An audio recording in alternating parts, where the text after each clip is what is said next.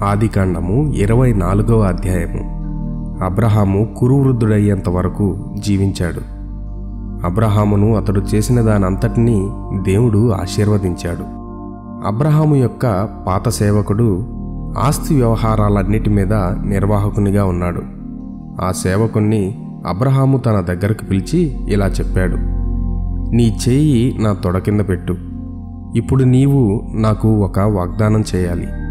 కనాను స్త్రీలలో ఎవరూ నా కుమారుణ్ణి పెళ్లి చేసుకోకుండా ఉండేలా భూమి ఆకాశాలకు దేవుడగు యెహోవా ఎదుట నాకు వాగ్దానం చేయి.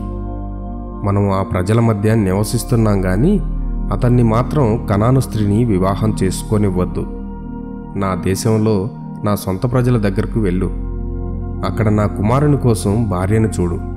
అప్పుడు ఆమెను ఇక్కడికి తీసుకునిరా అని అబ్రహాము తన సేవకునితో చెప్పాడు. ఆ సేవకుడు, ఒకవేళ ఆ స్త్రీ నాతో కలిసి ఈ దేశం రావడానికి ఇష్టపడకపోతే ఈ కుమారుణ్ణి నేను నీ సొంత దేశానికి తీసుకుని వెళ్ళవచ్చా అని అడిగాడు.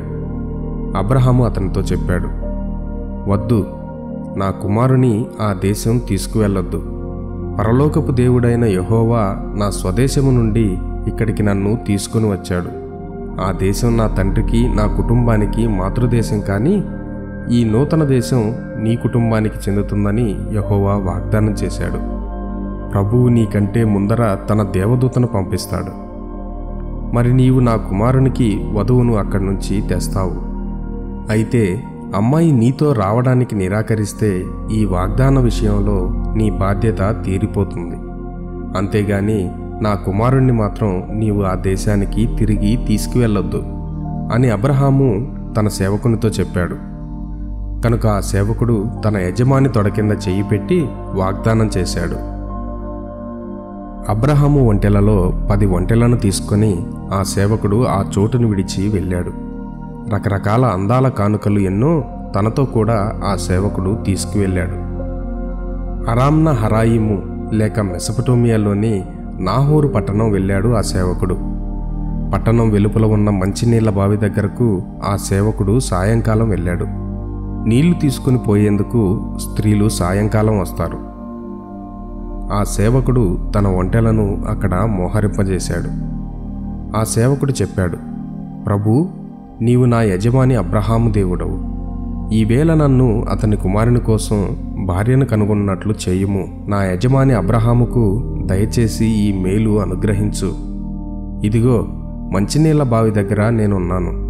పట్టణం నుండి అమ్మాయిలు నీళ్లు తోడుకోవడానికి ఇక్కడికి వస్తారు.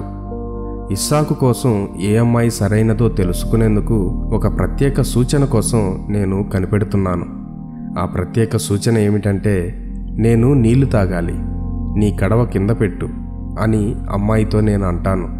తాగు, నీకు నీ ఒంటెలకు కూడా నేను నీళ్లు పోస్తాను అని ఆ అమ్మాయి గనక చెబితే అప్పుడు సరైన అమ్మాయి అని నేను తెలుసుకుంటాను.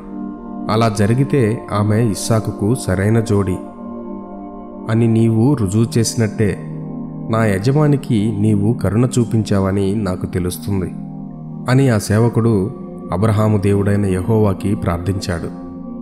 అంతలో ఆ సేవకుడు ప్రార్థన ముగించకముందే రిబ్కా అనే ఒక అమ్మాయి తన గ్రామం నుండి బావి దగ్గరకు వచ్చింది. రిబ్కా బెతూయేలు కుమార్తె. బెతూయేలు అబ్రహాము సోదరుడు, నాహోరు మిల్కాల కుమారుడు. రిబ్కా తన నీళ్ల కడవ తన భుజం మీద పెట్టుకొని బావి దగ్గరకు వచ్చింది. ఆ అమ్మాయి చాలా చక్కగా ఉంది. ఆమె కన్య. ఆమె ఎన్నడూ పురుషునితో శయనించలేదు. ఆమె తన కడవ నింపుకోవడానికి బావిలోకి దిగింది. అప్పుడు ఆ సేవకుడు ఆమె దగ్గరకు పరిగెత్తుకెళ్ళి, నాకు తాగటానికి దయచేసి నీ కడవలోని కొన్ని నీళ్లు ఇస్తావా అన్నాడు. రిబ్కా త్వరగా తన భుజం మీద నుండి కడవ దించి అతనికి నీళ్లు ఇచ్చింది. అయ్యా, ఇదిగో తాగండి అని అంది రిబ్కా. అతను నీళ్లు తాగటం అయిపోయిన వెంటనే, నీ ఒంటెలకు కూడా నేను నీళ్లు పోస్తాను అంది రిబ్కా. రిబ్కా వెంటనే తన కడవలోని నీళ్ళన్నీ ఒంటెల కోసం అని చెప్పి నీళ్ల తొట్టిలో పోసింది. తరువాత ఇంకా నీళ్లు తెచ్చేందుకు ఆమె బావి దగ్గరకు పరిగెత్తింది. ఆ ఒంటెలన్నిటికీ ఆమె నీళ్లు పోసింది. ఆ సేవకుడు మౌనంగా ఆమెను గమనించాడు. యెహోవా తనకు జవాబిచ్చాడని, తన ప్రయాణాన్ని విజయవంతం చేశాడని అతను రూఢిగా తెలుసుకోవాలనుకున్నాడు. ఒంటెలు నీళ్లు తాగడం అయిపోగానే అతను అరతులం బంగారం ఉంగరం రెబ్కాకు ఇచ్చాడు. 5 తులాల ఎత్తుగల బంగారపు గాజులు 2 అతడు ఆమెకు ఇచ్చాడు. నీ తండ్రి ఎవరు? మా గుంపు విశ్రాంతి తీసుకునేందుకు నీ తండ్రి ఇంటిలో చోటు ఉందా అని ఆ సేవకుడు ఆమెను అడిగాడు. నా తండ్రి బెతూయేలు, నాహోరు మిల్కా యొక్క కుమారుడు అని రెబ్కా జవాబు ఇచ్చింది. తరువాత రెబ్కా, అవునండి, మీ ఒంటెలకు గడ్డి, మీరు విశ్రాంతి తీసుకునేందుకు స్థలం మా దగ్గర ఉంది అని ఆమె చెప్పింది. ఆ సేవకుడు వంగి యెహోవాను ఆరాధించి, నా యజమాని అబ్రహాము దేవుడైన యెహోవా స్తుతించబడునుగాక, యెహోవా నా యజమాని పట్ల దయచూపాడు, నా యజమాని బంధువు ఇంటికి యెహోవా నన్ను నడిపించాడు అని చెప్పాడు. అప్పుడు రెబ్కా పరిగెత్తుకెళ్ళి తన ఇంటివారికి ఈ సంగతులన్నీ చెప్పింది. రెబ్కాకు ఒక సోదరుడు ఉన్నాడు. అతని పేరు లాబాను. ఆ మనిషి తనతో చెప్పిన విషయాలు రెబ్కా చెప్పింది. లాబాను ఆమె మాటలు విన్నాడు. ఎప్పుడైతే తన సోదరి చేతులకు ఉంగరం, గాజులు లాబాను చూశాడో అప్పుడు బావి దగ్గరకు అతను పరిగెత్తాడు. అక్కడ ఆ మనిషి బావి దగ్గర ఒంటెల పక్కగా నిలబడి ఉన్నాడు. అయ్యా, తమరికి లోనికి సుస్వాగతం. మీరలా ఇక్కడే బయట నిలబడి ఉండనక్కర్లేదు. మీ ఒంటెలకు స్థలం, మీరు విశ్రాంతి తీసుకునేందుకు గది నేను సిద్ధం చేశాను అని లాబాను చెప్పాడు. కనుక అబ్రహాము సేవకుడు ఆ ఇంటిలోనే ప్రవేశించాడు. ఒంటెల పనిలో అతనికి లాబాను సహాయం చేసి అతని ఒంటెలకు గడ్డి వేశాడు. అతను అతనితో ఉన్న మనుషులకు కాళ్ళు కడుక్కునేందుకు నీళ్లు ఇచ్చాడు. తర్వాత లాబాను అతనికి భోజనం పెట్టాడు. అయితే ఆ సేవకుడు తినకుండా నిరాకరించాడు. నేను ఎందుకు వచ్చానో మీతో చెప్పకుండా నేను భోజనం చేయను అన్నాడు అతను. కనుక లాబాను, అలాగైతే మాతో చెప్పు అన్నాడు. అప్పుడు ఆ సేవకుడు, నేను అబ్రహాము సేవకుడను. అన్ని విషయాల్లోనూ యెహోవా నా యజమానిని ఎంతో గొప్పగా ఆశీర్వదించాడు. నా యజమాని మహాగనుడయ్యాడు. గొర్రెల మందలు, పశువుల మందలు విస్తారంగా యెహోవా అబ్రహాముకి ఇచ్చాడు. అబ్రహాముకు వెండి బంగారాలు విస్తారంగా ఉన్నాయి. చాలామంది ఆడ మగ సేవకులు ఉన్నారు. ఒంటెలు, గాడిదలు చాలా ఉన్నాయి. నా యజమాని భార్య శారా, ఆమె చాలా వృద్ధాప్యంలో ఒక కుమారుణ్ణి కన్నది. నా యజమాని తన ఆస్తి సర్వం ఆ కుమారునికి ఇచ్చాడు. నేను ఒక వాగ్దానం చేయాలని నా యజమాని నన్ను బలవంతం చేశాడు. నా యజమాని నా కుమారుణ్ణి కనాను అమ్మాయిల్లో ఎవరినీ చేసుకోనివ్వకూడదు. మనం ఆ ప్రజల మధ్య నివసిస్తున్నాం, కానీ కనాను అమ్మాయిలెవరినీ అతడు చేసుకోవడం నాకు ఇష్టం లేదు. కనుక నీవు నా తండ్రి దేశానికి వెళ్తానని వాగ్దానం చేయాలి. నా వంశం వారి దగ్గరికి వెళ్ళి నా కుమారుని కోసం భార్యను కుదుర్చు అని నాతో చెప్పాడు. ఒకవేళ ఆ స్త్రీ నాతో కలిసి ఈ దేశానికి రాదేమో అని నేను నా యజమానితో అన్నాను. అయితే నా యజమాని నాతో ఇలా చెప్పాడు, నేను యెహోవాను సేవిస్తాను.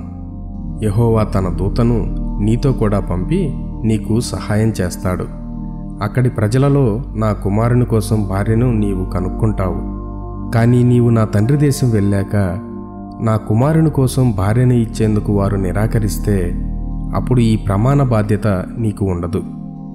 ఈరోజు నేను ఈ బావి దగ్గరకు వచ్చి అన్నాను, నా యజమాని అబ్రహాము దేవుడైన యెహోవా దయతో నా ప్రయాణం విజయవంతం చేయి. నేను ఈ బావి దగ్గర నిలబడి నీళ్ల కోసం ఒక అమ్మాయి ఇక్కడికి రావాలని నిరీక్షిస్తాను. అప్పుడు నేను దయచేసి తాగడానికి నీ కడవలో నుంచి నీళ్లు ఇమ్మని అడుగుతాను. సరైన అమ్మాయి అయితే ఒక ప్రత్యేక విధానంలో జవాబు ఇస్తుంది, ఈ నీళ్లు తాగు, నీ ఒంటెలకు కూడా నేను నీళ్లు తెస్తాను అని ఆమె అంటుంది.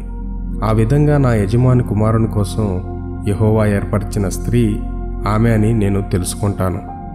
నేను ప్రార్థించడం ముగించకముందే నీళ్ల కోసం రెబ్కా బావి దగ్గరకు వచ్చింది. ఆమె తన నీళ్ల కడవ తన భుజం మీద పెట్టుకుంది. ఆమె వెళ్ళి బావి నుండి నీళ్లు తోడింది. దయచేసి కొంచెం నీళ్ళు ఇమ్మని నేను ఆమెతో అన్నాను.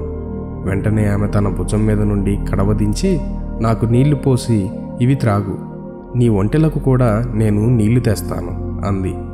అందుచేత నేను నీళ్లు తాగాను. నా ఒంటెలకు కూడా ఆమె నీళ్లు పోసింది. అప్పుడు నీ తండ్రి ఎవరు అని నేను ఆమెను అడిగాను.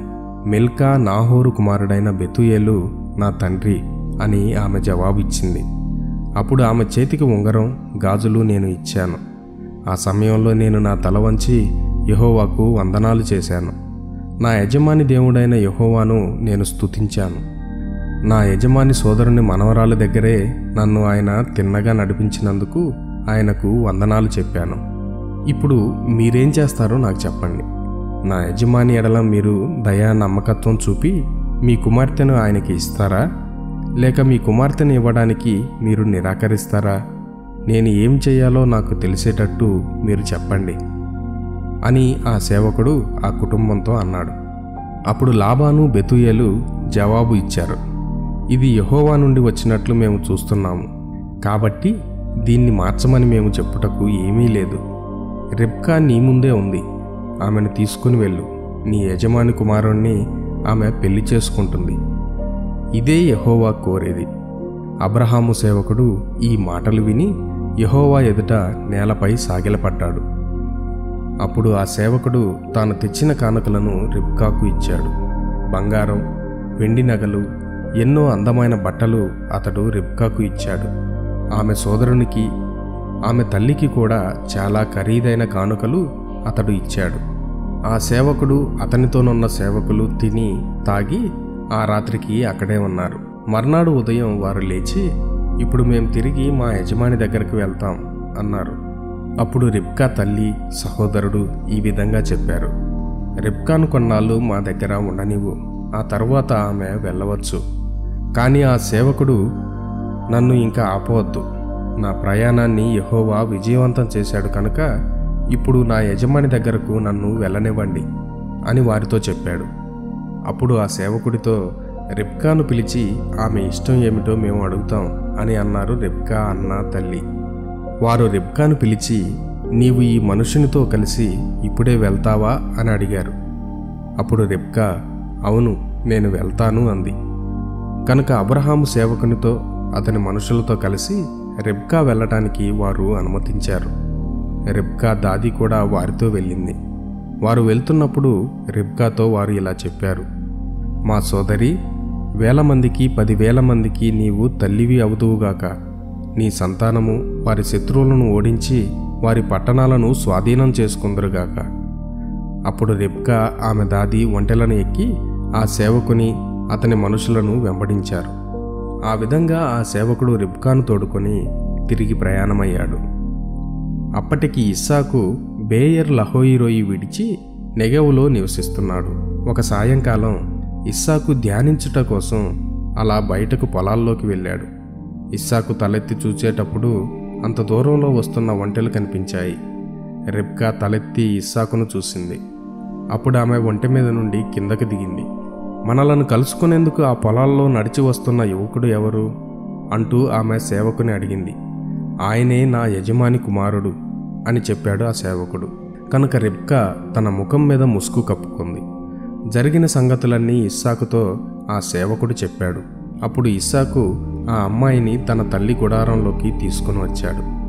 ఆ రోజు రిబ్కా ఇస్సాకు భార్య అయింది. ఇస్సాకు ఆమెను చాలా ప్రేమించాడు.